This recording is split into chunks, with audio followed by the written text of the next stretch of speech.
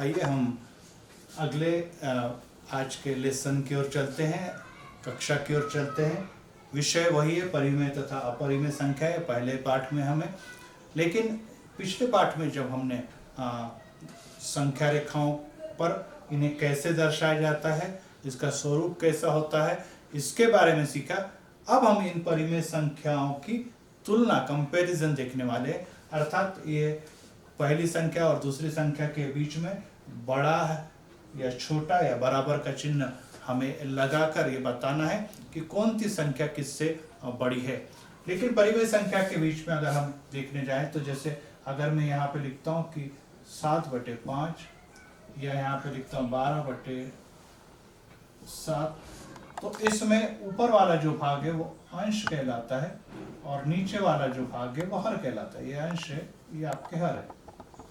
ऊपर वाला जो भाग है वो अंश है, तो नीचे वाला जो बटे में जो लिखा हुआ है वो है हर, जिसको हम लोग दूसरी भाषा में, गणित की भाषा में हम इसको भिन्न भी कहते हैं।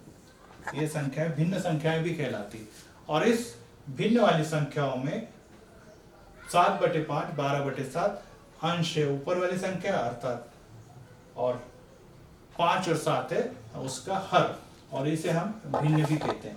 तो अब जब हम इसकी तुलना करने जा रहे हैं तो सामान्यतः हम लोग इस प्रकार से तुलना करते हैं कि 12 और यहाँ पे अगर मान लीजिए 17 है, ये तुलना है। इसके नीचे कोई संख्या एक होने के कारण या ये दोनों भी संख्या पूर्णांक होने के कारण हम लोग आसानी से कह सकते हैं कि 12 ये छोटी है 17 से, अर्थात यहाँ पर ये चिन्ह हम इस्तेमाल करते हैं कि 12 ये छोटा है 17 से, अर्थात ये तुलना हो गई। लेकिन जब हम इसी संख्या को 12 और 17 के बीच के साथ माइनस चिन्ह लगा देते हैं, संख्याएं वही है लेकिन अब हम ऋणात्मक 12 और ऋणात्मक 17 के बारे में विचार करेंगे, तो ये अब की बार उल्टा हो जाएगा।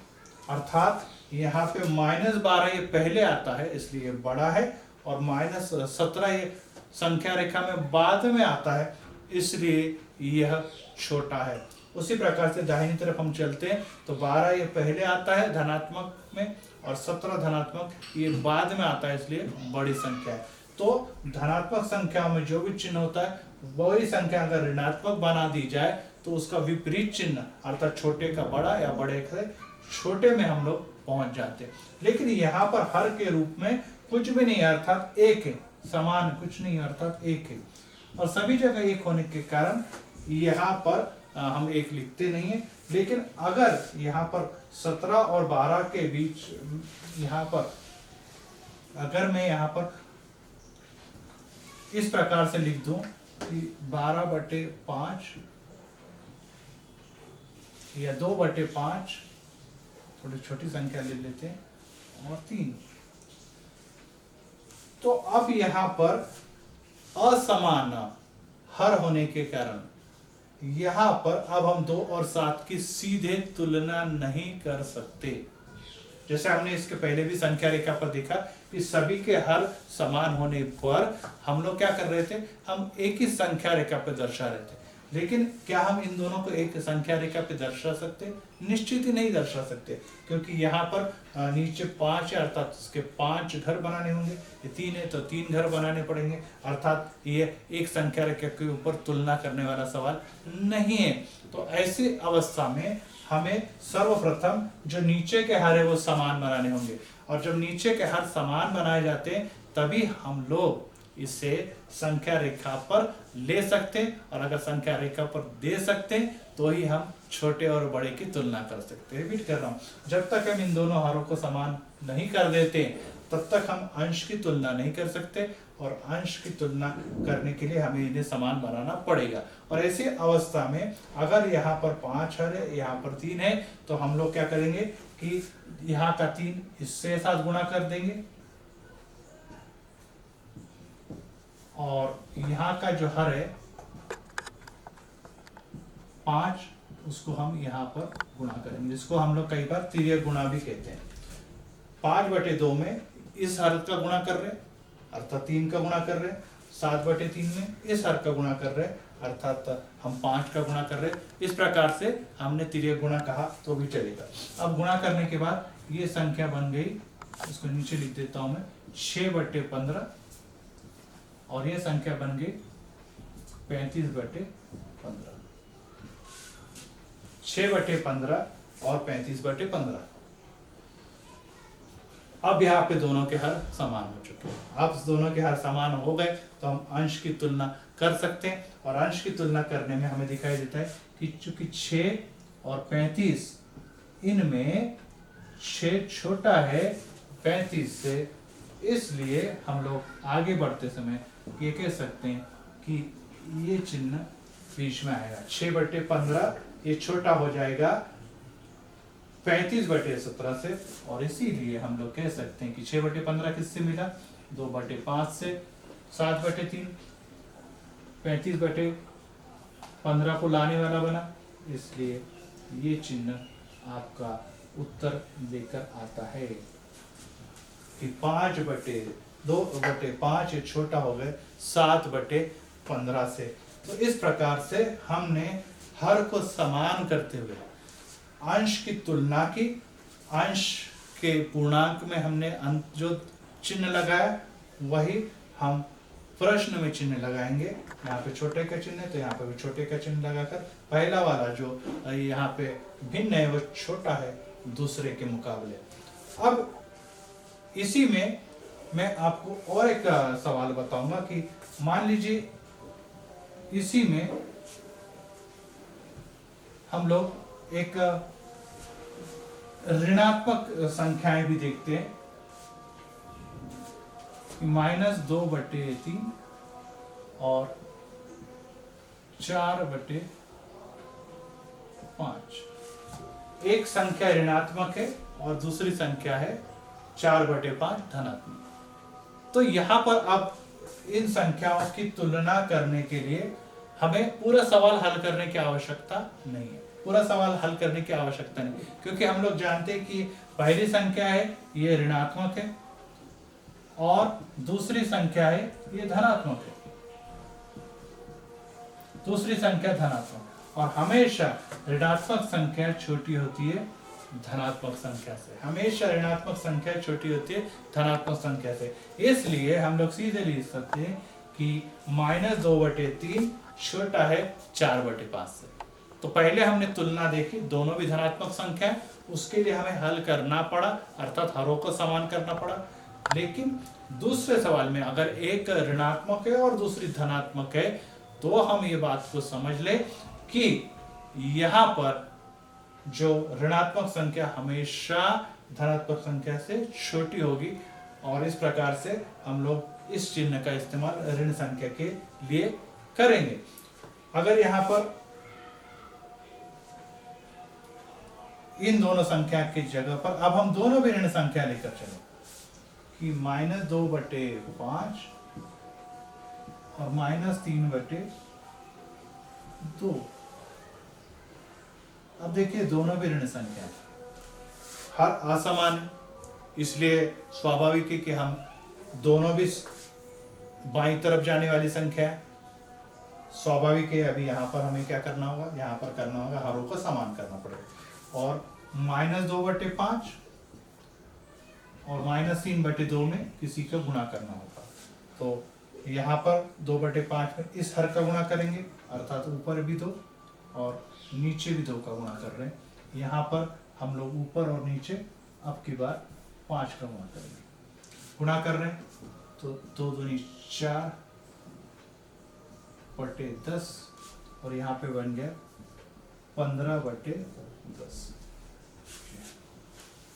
अब देखिए गुणा करने के बाद 2 दूनी 4, 5 दूनी 10, 5 3 15 और 5 दूनी 10, माइनस है तो ये भी -15 हो गया और ये -4 हो गया।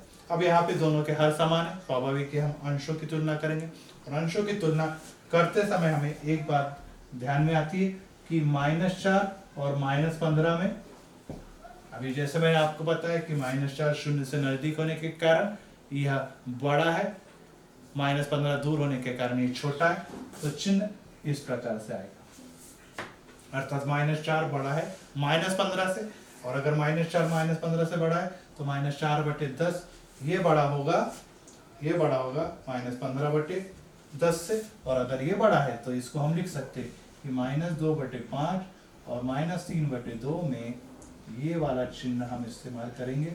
अर्थात अब की बार यहाँ पर हमें दिखाई दे रहा है कि -2/5 ये जो है संख्या ये 3/2 से छोटी संख्या है, क्योंकि -4 बड़ा है -15 से, -4/10 ये बड़ा हो जाएगा -15, तो उसी प्रकार से पहली संख्या बड़ी हो जाएगी दूसरी संख्या से, इस प्रकार से। तो यहाँ पर हमने तुलना में 3 बातें सीखी है।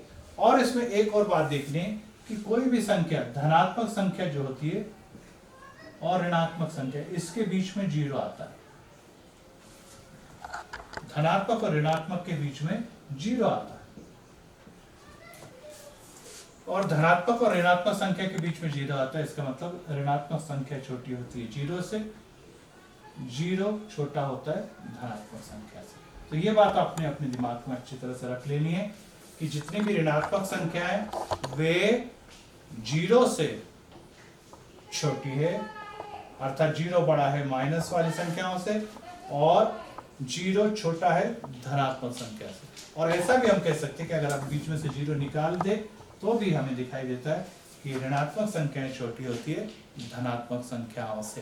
तो इस प्रकार से जैसे जैसे हम दाहिनी तरफ बढ़ते हैं तो संख्याएं बड़ी होती जाती है, जैसे जैसे हम संख्या रेखा के बाईं ओर बढ़ते हैं वैसे वैसे संख्याएं छोटी होती जाती है। अब मैं आपको कक्षा कार्य देने जा रहा हूँ। उस कक्षा कार्य के अंतर्गत आपको कुछ सवाल दिए जाएंगे।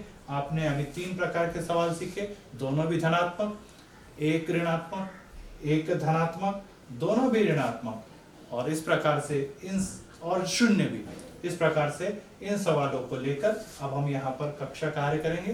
तो आइए हम कक्षा कार्य की ओर चलते हैं। हाँ, तो अभी आपके लिए यहाँ पर कक्षा कार्य लिखा गया है, यहाँ पर आप उस कक्षा कार्य को नोट कीजिए। और इस कक्षा कार्य में आपको 6 सवाल मैंने दिए हुए हैं। और फिर से इस कक्षा कार्य में मैं आपको समझाना चाहूँगा कि यहाँ पर सभी के हर अलग अलग है, अर्थात सबके हर अलग होने के कारण उसको कैसे हल करना है ये मैंने अभी आपको यहाँ पर ऑलरेडी सिखाया हुआ है।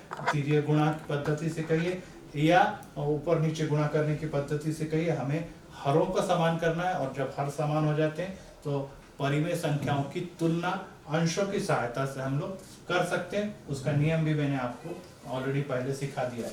तो यहाँ पर दोनों भी धनात्मक संख्या है, उसको हमें तुलना मतलब इन चिन्ह के द्वारा यहाँ पर आखिरी में जाकर ये उत्तर लिखना है। ये आपका आखिरी का उत्तर होगा कि प्रश्न के बीच में इस चिन्ह को लगा के उसे हाईलाइट करना है।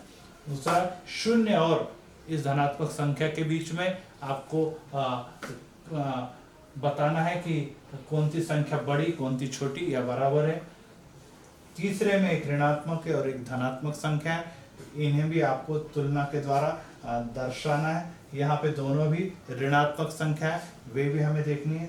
यहाँ पर एक धनात्मक एक ऋणात्मक संख्या है, और यहाँ पर थोड़ा सा ध्यान रखें कि एक संख्या है और ये भी दूसरी संख्या है। इन संख्याओं को दोनों धनात्मक संख्या है और इसे भी आपने हल करना है। तो इस प्रकार से आज हमने इन परिमेय संख्याओं की तुलना कैसे की जाती है ये हमने देखा है। ये हम संख्या रेखा पर भी कर सकते हैं और संख्या रेखा के बगैर भी कर सकते हैं, अर्थात हल करके भी कर सकते हैं। लेकिन नियम संख्या रेखाओं पर ही आधारित है कि जैसे जैसे हम दाहिनी तरफ जाएंगे संख्याएं का मान बढ़ता है, बाईं तरफ जाएंगे तो संख्याओं का मान घटता है। लेकिन जब अगर संख्या परिमेय अर्थात बटे में है तो दो संख्याओं या उससे अधिक की तुलना करने के लिए उनका हरों का समान होना आवश्यक है, क्योंकि समान हर वाली संख्या एक ही संख्या रेखा पर आती है और अगर एक संख्या रेखा पर वे आती हैं तो हमें इन्हें दर्शाना आना चाहिए। यहाँ पर एक आपको एक्स्ट्रा कार्य में और भी देना चाहूँगा, जो हमें गृह कार्य के रूप में बाद में आपको दूंगा। तो ये आज आप लोग सीख चुके हैं। अब मैं आपको गृह कार्य दूंगा, परंतु उस गृह कार्य करने से पहले इन सभी कक्षा कार्य को आपने अच्छी तरह से पूर्ण कर लेना है, और फिर कक्षा कार्य पूर्ण करने के बाद आपने अपना गृह कार्य बाद में करना है, और इसे भी उसी कॉपी के अंदर जिसमें आपने ये सब सीखा हुआ है, आज का दूसरा सेगमेंट आपने सीखा है, उसी के अंदर सुरक्षित रखना है, और बाद में ये सभी नोटबुक शिक्षक चेक करने वाले हैं। तो आइए हम गृह कार्य की ओर बढ़ते हैं।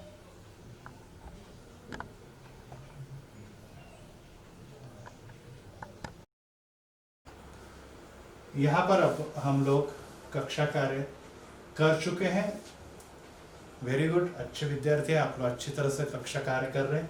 परिमेय संख्याओं की तुलना करते समय हमने यहाँ पर अलग अलग हर जो है उनको समान बनाकर, और फिर हमने बड़ा है या बराबर है कि छोटा है, ये चिन्ह को लगाकर बताया है कि पहली संख्या और दूसरी संख्या में किस प्रकार से अंतर है, या इसी को हम लोग तुलना भी कहते हैं। तो आपको यहाँ पर दिख रहा है कि पहला दूसरा दोनों भी धनात्मक है, दूसरे में एक धनात्मक एक ऋणात्मक संख्या है, यहाँ पर दोनों भी धनात्मक संख्या हर अलग अलग है, यहाँ पर शून्य के साथ एक धनात्मक संख्या है, यहाँ पे दोनों भी ऋणात्मक संख्या है, यहाँ पर भी दोनों भी ऋणात्मक संख्या है, यहाँ पर भी दोनों धनात्मक संख्या है। और इस प्रकार से इन सबको जैसे आपने कक्षा कार्य में किया, जैसे आपने सीखा, वे आपने दोबारा सीखकर इन 7 सवालों को एक के नीचे एक या एक पेज पर 2 सवाल ऐसे करते हुए इस फुल स्केप की नोटबुक में इन सवालों को हल करना है। 8वां सवाल आपके लिए थोड़ा सा चैलेंजिंग होगा, क्योंकि आपको संख्या रेखा पे 1 2 3 4 परिमेय संख्याएं दर्शानी है, लेकिन ध्यान रहे कि इन सबके हर अलग अलग है, लेकिन आपको एक ही संख्या रेखा के ऊपर इसको प्रतिस्थापित करना है। ये सब परिमेय संख्याएं हैं।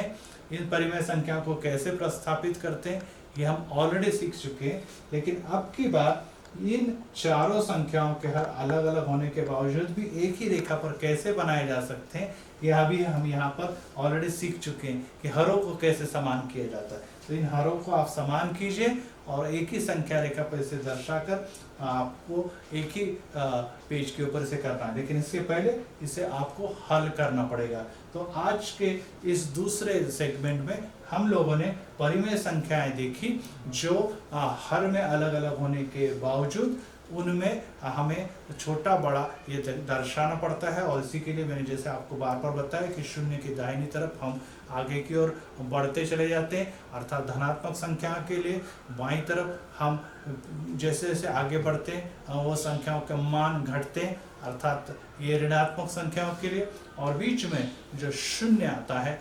वह हमने सीखा है। तो इस प्रकार से इन सवालों को आप कीजिए। घर पर आप लोग जितना अधिक इन सवालों की प्रैक्टिस करेंगे उतना ही आपको अधिक से अधिक ज्ञान प्राप्त होगा। और एक गृह पाठ में यहाँ पर आपको देना चाहूँगा, लेकिन पहला गृह पाठ आपने पूरा किया होगा ये मुझे विश्वास है। और उस गृह पाठ में आपको मैं यहाँ पर लिख रहा हूँ कि पहाड़े आपको फिर से लिखने, और अब की बार यहाँ पर आपको 11 से लेकर 20 तक आप बड़ी कक्षा में पहुंच चुके हैं, तो आपको पहाड़े लिखने हैं, और पहाड़ों में आपको 11 से 20 तक फिर से 5-5 बार लिखने हैं और याद भी करने हैं। पहाड़े आप लिखेंगे 11 से लेकर 20 तक, टेबल बनाएंगे, और इन पहाड़ों को आपने 5-5 बार लिखना है, और जब लिखेंगे तो निश्चित याद होगा। फिर से आप बार बार उसे दोहराएंगे तो पक्के अच्छी तरह से याद होगा, क्योंकि कक्षा 8वीं के इस सफ़र में हमें इस पहाड़ों का आना बहुत ही ज़रूरी है। फिर से एक बार आप इस ऑनलाइन में मेहनत कर रहे हैं, ध्यान दे रहे हैं, जो दिया हुआ कार्य समय समय पे पूरा कर रहे हैं, और हमें विश्वास है कि ऐसी पढ़ाई करने के बाद हम इस लॉकडाउन का जो नतीजा है वो हमारे पढ़ाई में बहुत अच्छा होने वाला है। क्योंकि जिन विद्यार्थियों को खुद पढ़ने की आदत लग जाएगी, जो विद्यार्थी खुद अपने पढ़ाई के लिए जागरूक हो जाएगा, उसे कोई भी दुनिया की शक्ति, कितना भी बड़ा वायरस हो, वो आपको रोक नहीं सकता, वो आपको यश की सीढ़ियों पर, ऊंचाई पर पहुंचाए बगैर नहीं रहेगा। हिंदी मीडियम के विद्यार्थी जरूर हमें, लेकिन हमारे माँ बाप और इस हालात में हमें पॉजिटिव सोचना है, और पॉजिटिव सोचने के लिए अच्छी पढ़ाई करनी जरूरी है, और इसी पढ़ाई के लिए आपको ढेरों शुभकामनाएं। God bless you.